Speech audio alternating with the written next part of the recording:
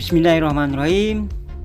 Kali ini saya akan berbagi tips atau cara bagaimana cara menyelamatkan bayi-bayi lebah yang ditinggal oleh orang tuanya,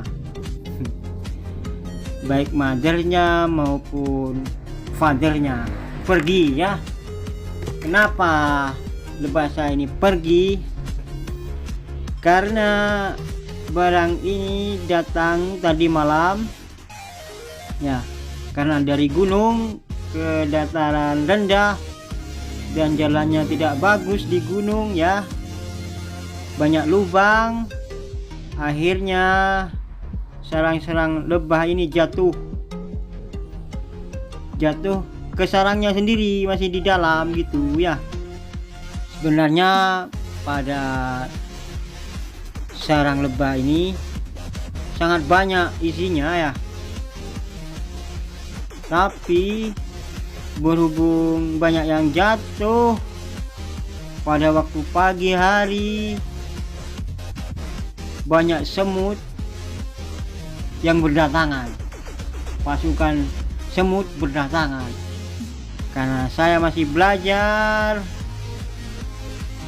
ternak lebah, jadi saya biarkan aja semut itu. Setelah saya tinggal sekitar setengah jam, saya lihat lagi sarang lebah dan saya kaget, ternyata tidak ada sarang lebah di mulut sarang lebah. Dan akhirnya saya sebenarnya takut sama sarang lebah ini, karena tadi malam ganas sekali sarang lebahnya. Ada daun di lubang sarang lebah ini ya. Aku tarik dan ternyata aku disengat. Inilah aku pertama disengat oleh sarang lebah. Padahal sebelumnya saya selamat dari sengatan sarang lebah.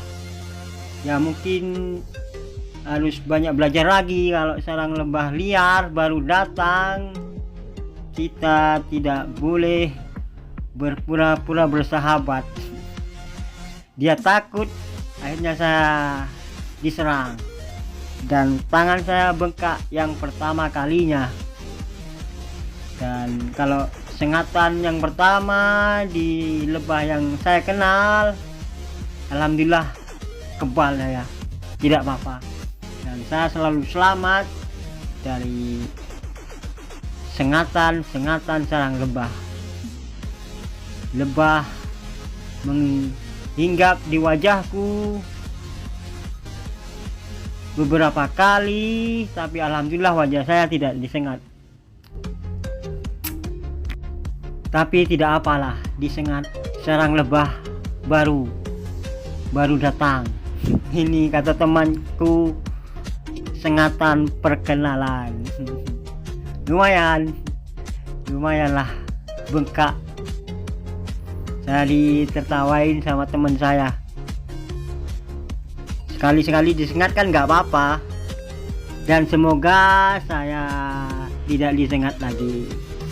Sebenarnya saya pelihara lebah masih awal, sekitar satu bulan lebih. Jadi saya masih belajar. Baik, beginilah cara menyelamatkan baby sarang lebah yang akan mati karena ditinggal oleh orang tuanya, gak dapat makan minum, nanti mati tuh sarang lebah ini. Bagaimana caranya? Kita taruh anak-anak sarang lebah di dinding sarang lebah yang lain. Aku sekarang punya 8 sarang lebah. Kalau ada saya mau beli lagi. Ya begini caranya, kita taruh baby sarang lebah di dinding sarang lebah. Kalau bisa ditaruh di bawah ini ya, di bawah yang putih sarangnya itu. Ini sebenarnya tidak benar. Kalau yang benar itu ditaruh di bawah sarang yang putih ini ya. Jadi langsung masuk ke makanan. Karena ini sudah panjang sarang lebahnya, saya taruh di sini. Nanti dia akan masuk sendiri, bergabung dengan anak-anak lebah yang lainnya. Nah, begini caranya menyelamatkan baby lebah biar tidak mati. Biasanya sarang lebah dimakan, direbus, dimakan langsung. Ya juga enak lumayan. Kalau direbus juga enak. Terus pakai kuah rawon. Enak. Ini sarang lebah kalau dimakan. Bagi saya, menurut saya ini halal. Karena serangga ini termasuk serangga, dan saya pernah dengar makan belalang itu juga halal. Jadi saya mengkiaskan makan lebah itu juga boleh buat laut. Enak kalau direbus, habis itu ditaruh di kuah rawon ya, dicampur sama rawon. Nah, kalau kita orientasinya bisnis anak-anak lebah, kita taruh di sini. Nah, kita taruh di koloni lain, di kotak lain yang ada father, ada mother dari baby lebah, menyelamatkan lebah yatim piatu dan diadopsi oleh lebah-lebah yang lain. Nah, ini kalau bisa malam ya, kalau bisa malam, dan jangan dikasih lampu karena kadang ada yang ganas itu lebah itu. Kalau pagi ada yang lebah, jadi baby lebah itu udah boleh masuk, dihadang oleh penjaga lebah itu. Tapi ada yang berani anak baby lebah yang berani langsung diterobos, jadi tidak digigit gitu. Jadi ada lagi kalau ingin menyelamatkan baby lebah sore hari menjelang maghrib, itu biasanya gak dihadang sama penjaga lebah, langsung masuk dia. Kamu buat penelitian aja yang mana yang enak, naruh baby lebah itu pagi, siang atau sore. Tapi kalau menurut saran saya, naruh baby lebah itu malam aja, langsung ditaruh di dinding itu dah. Di dinding, nanti dia merayap ke atas ke sarang lebah. Dan jangan diberi lampu. Kalau diberi lampu, itu lebah itu kayaknya bisa melihat dan akan diserang.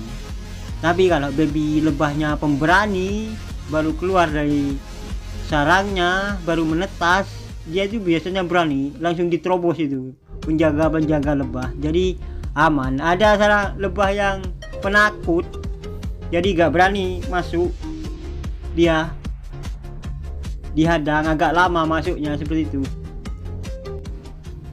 Ini adalah contoh lebah yang agak lama menetas, jadi takut dia, jalannya pelan-pelan untuk menuju sarang lebah yang putih itu. Ya, ini pelan-pelannya itu dihadang tuh, tapi masih bisa nerobos penjagaan sarang lebah. Kalau yang ini cepat, ini pemberani ini baru keluar menetas ini, jadi cepat dia. Nah, cepat ya, jadi tidak dihadang, selamat dia. Ya, seperti ini aku beri contoh baby lebah yang penakut. Jalannya pelan-pelan ke atas karena dia juga agak lama menetas, jadi dia takut sama senir-senirnya, jadi masuk ke sarang lebah yang putih itu, menerobosnya itu agak lama. Kalau yang ini adalah baby lebah yang baru menetas, jadi dia cepat lari ke atas, tidak takut. Baik, akan aku ajari cara agar tidak disengat oleh lebah ya. Kita gak boleh berani sama mereka mencuri atau mengambil lebah mati walaupun sudah kering, gak boleh, kita akan dikejar ya. Mengambil barang miliknya kita akan dikejar ya. Seperti daun yang ada di dalam jangan dicabut, diserang kamu nanti. Seperti itu. Kalau kamu kasar maka lebah akan kasar, kalau kamu lembut lebah akan lembut. Seperti itu teori dasarnya ya. Berdoa lagi lah, baca sholawat Nabi yang banyak, dengan merendah takut berharap kepada Allah agar tidak disengat. Nah, seperti itu caranya. Kalau ada sarang lebah baru, kita jangan sok akrab, kita nanti disengat oleh dia. Ya, perkenalan dulu lah. Kalau ada sarang lebah baru, perkenalan, dilihat aja dulu ya. Nah, agak lama kita pegang ya, kita pegang tapi jangan menyentuh. Kita dekati tangan kita, nanti dia akan geser sendiri, seperti itu. Kalau kita mendekati lebah, jangan kasar, santai aja. Kita pakai ilmunya cecak. Cecak itu kalau menyerang, mendekati musuh pelan-pelan. Nah, harimau itu pelan-pelan, santai aja gitu. Ilmunya pencuri ya seperti itu, jangan kasar, pelan-pelan. Nah, kalau kita pelan, lebah itu tidak kasar, kayak gitu. Nah, seperti itu cara mendekati lebah agar tidak disengat. Itu dulu intinya. Teman kita adalah lebah. Lebah itu dijadikan teman kita. Jadi kita kontrol tiap hari, kita lihat, kita bukanya dengan pelan-pelan aja, santai, pelan, jangan kasar. Kalau kita diserang, kalau ilmu saya ya, kita seperti patung itu sudah. Jangan, kalau bisa jangan bernafas. Baca sholawat Nabi yang banyak, insya Allah kamu tidak akan disengat. Menempel di pipi tapi tidak disengat masih, itu kebetulan atau ya ditolong sama pencipta langit dan bumi. Wallahu a'lam bishawab. Kadang kalau ada lebah yang marah ya, padahal kita sudah lembut, marah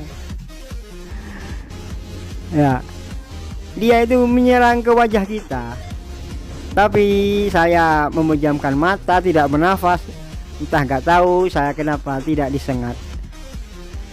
Ada lagi dia marah, saya waktu masih belajar itu marah utuh, hanya rambut saya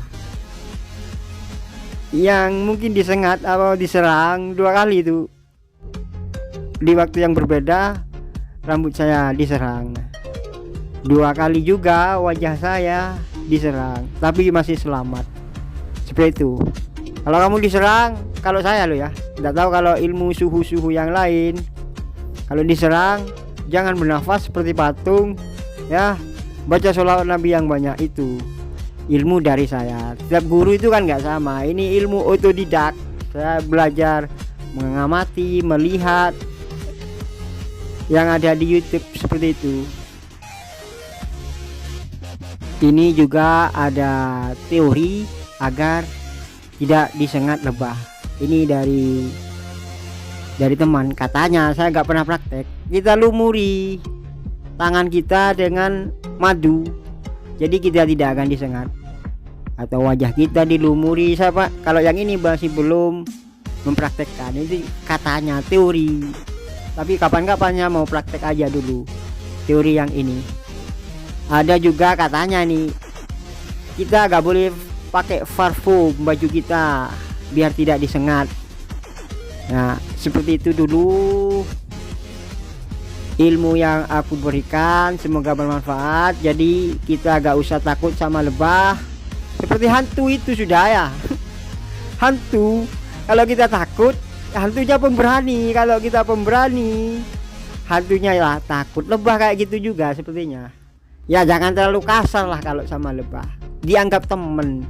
Jadi kita nanti akrab, berteman. Sebenarnya sama-sama takutnya itu. Lebahnya itu aja takut, ditakut-takuti dengan jari kita. Lebah itu takut, tapi kita tunjuk jari kita pelan-pelan aja. Takut itu sebenarnya lebahnya. Nah seperti itu. Anjing ya seperti itu juga. Kalau kita takut sama anjing, anjingnya berani. Kalau kita berani, anjingnya yang takut ya. Seperti itu ilmu tentang hewan. Jadi kita tidak usah takut pelihara lebah, karena madunya sangat bermanfaat bagi tubuh kita, antibakteri, antioksidan, anti jamur ya, antivirus, anti peradangan, sangat banyak manfaatnya, sudah tertulis di Al-Quran, Taurat dan Injil. Mari kita pelihara lebah,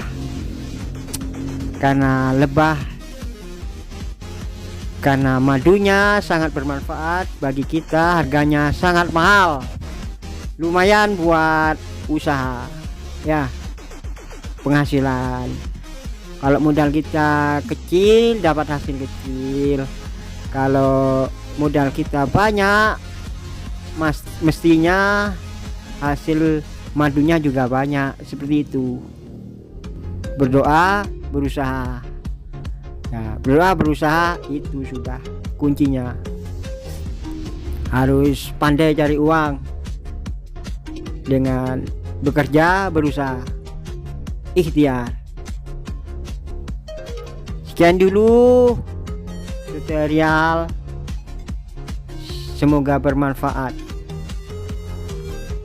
Oh ya, lupa, selain kita dapat madu, kita juga bisa jual lebahnya. Sarang lebahnya kita bisa jual kalau kita pandai menggandakan. Kita pandai ternak lebah, kita buat sarang lebah baru, buat kotak baru. Nah, kalau itu nanti lebahnya banyak bisa dijual, sarangnya lebih mahal juga. Selain madunya mahal, sarang lebahnya bisa dijual dengan harga mahal. Jadi bocoran ilmu tentang lebah sudah aku sampaikan, semoga bisa diambil pelajaran, ditiru agar bisa menghasilkan uang, seperti itu. Semoga bermanfaat. Jangan lupa klik tombol subscribe agar kamu bisa melihat daftar dari video-video kami. Terima kasih.